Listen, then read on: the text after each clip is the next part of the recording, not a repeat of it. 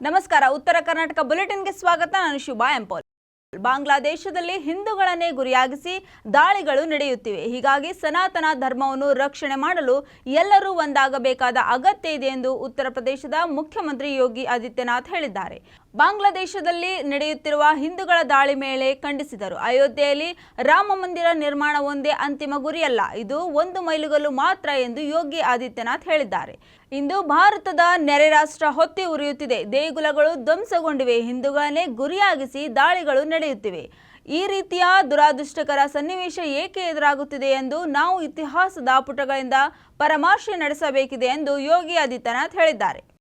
BJP ಮತ್ತು JDS ಜಂಟಿಯಾಗಿ ನಡೆಸುತ್ತಿರುವ ಮೈಸೂರು ಚಲೋ ಪಾದಯಾತ್ರೆಗೆ ಕೌಂಟರ್ ಆಗಿ ಆಡಳಿತ ಕಾಂಗ್ರೆಸ್ ಪಕ್ಷ ಆಯೋಜಿಸಿರುವ ಜನಾಂದೋಲನ ಸಭೆ ಮೈಸೂರಿನಲ್ಲಿ ಮುಕ್ತಾಯಗೊಂಡಿದೆ. ಕಾಂಗ್ರೆಸ್ ಮತ್ತು ಜಂಟಿ ಪಾದಯಾತ್ರೆಯಲ್ಲಿ ಎಲ್ಲಕ್ಕಿಂತ ಪ್ರಮುಖವಾಗಿ ನಡೆದದ್ದು ಡಿಸಿಎಂ ಡಿಕೆ ಶಿವಕುಮಾರ್ ಮತ್ತು ಕೇಂದ್ರ ಸಚಿವ ಎಚ್.ಡಿ. ಕುಮಾರಸ್ವಾಮಿ ನಡುವಿನ ವಾಕ್ಸಮರ. ತೀರಾ ವೈಯಕ್ತಿಕ ಮಟ್ಟಕ್ಕೆ ಹೋದ ಮಾತಿನ ಚಕಮಕಿಯ ನಡುವೆ ಮೂಲ ಉದ್ದೇಶ ನಾಯಕರುಗಳು ಮರೆತಂತಿತ್ತು. ಮೈಸೂರು ಚಲೋ ಪಾದಯಾತ್ರೆಯಲ್ಲಿ ಇಲ್ಲಿ ನಡೆಯುತ್ತಿದ್ದರೂ ಜೆಡಿಎಸ್ ವರಿಷ್ಠ ಎಚ್.ಡಿ. ದೇವೇಗೌಡರು ದೆಹಲಿಯಲ್ಲಿದ್ದರು. ರಾಜ್ಯಸಭಾ ಅಧಿವೇಶನದ ಹಿನ್ನೆಲೆಯಲ್ಲಿ ರಾಷ್ಟ್ರ ರಾಜಧಾನಿಯಲ್ಲಿದ್ದರು. ಅಲ್ಲಿ ಪ್ರಧಾನಿ ಮೋದಿ ಹಾಗೂ ಹಲವು ನಾಯಕರುಗಳನ್ನು ಗೌಡರು ಭೇಟಿಯಾಗಿದ್ದಾರೆ.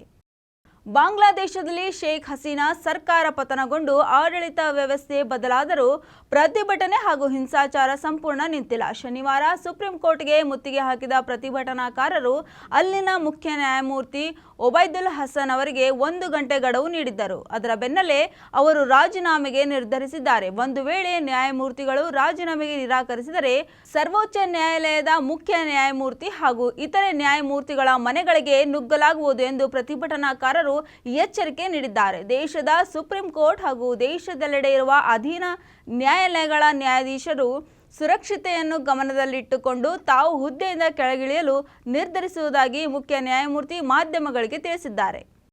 ಇಂಡಿಯಾ ಮೈತ್ರಿಕೂಟವು ದೇಶದ ಬಡವರಿಗಾಗಿ, ಸೌಲಭ್ಯ ವಂಚಿತರು ಹಾಗೂ ಬುಡಕಟ್ಟು ಜನರಿಗಾಗಿ ಹೋರಾಟ ನಡೆಸಲಿದೆ ಎಂದು ಲೋಕಸಭೆ ವಿರೋಧ ಪಕ್ಷದ ನಾಯಕ ರಾಹುಲ್ ಗಾಂಧಿ ಶನಿವಾರ ಹೇಳಿದ್ದಾರೆ.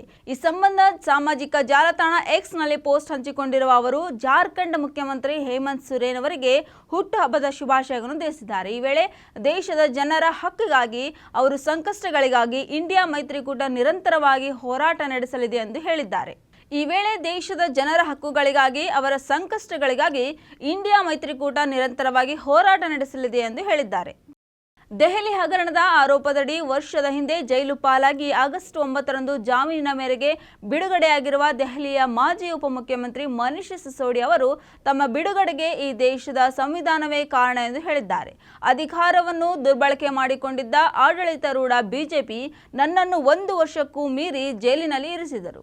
ಅದೇ ಸಂದರ್ಭದಲ್ಲಿ ಕೆಳ ಹಂತದ ನ್ಯಾಯಾಲಯಗಳು ನನ್ನ ಜಾಮೀನು ಅರ್ಜಿಗಳನ್ನು ತಿರಸ್ಕರಿಸಿ ನೀಡಿದ್ದ ತೀರ್ಪನ್ನು ಪಕ್ಕಕ್ಕಿಟ್ಟು ಸುಪ್ರೀಂ ಕೋರ್ಟ್ ನನಗೆ ಜಾಮೀನು ನೀಡಿದೆ. ಇದಕ್ಕೆ ಕಾರಣವೇ ನಮ್ಮ ದೇಶದ ಸಂವಿಧಾನ ಎಂದು ಹೇಳಿದರು. ಕೇಂದ್ರ ಸರ್ಕಾರಕ್ಕೆ ಇಷ್ಟೊತ್ತಿಗೆ ಮನವರಿಕೆ ಆಗಿರಬಹುದು. ಅಷ್ಟೇ ಅಲ್ಲ, ನನ್ನನ್ನು, ಕೇಜ್ರಿವಾಲ್ ಅವರನ್ನು ಅಥವಾ ಆಪ್ ಆದ್ಮಿಯ ಮತ್ತೊಬ್ಬ ನಾಯಕ ಸಂಜಯ್ ಸಿಂಗ್ ಅವರನ್ನು ಬಂಧಿಸಿ ಜೈಲಿನಲ್ಲಿಟ್ಟರೆ ಆ ಜೈಲುಗಳ ಬೀಗಗಳು ಕರಗಿ ಹೋಗುತ್ತವೆ ಎಂಬುದಾಗಿ ಹೇಳಿದ್ದಾರೆ. ನಿರಂತರ ಸುದ್ದಿಗಾಗಿ ನೋಡ್ತಾ ಇರಿ ಉತ್ತರ ಕರ್ನಾಟಕ ಸುದ್ದಿವಾಹಿನಿ.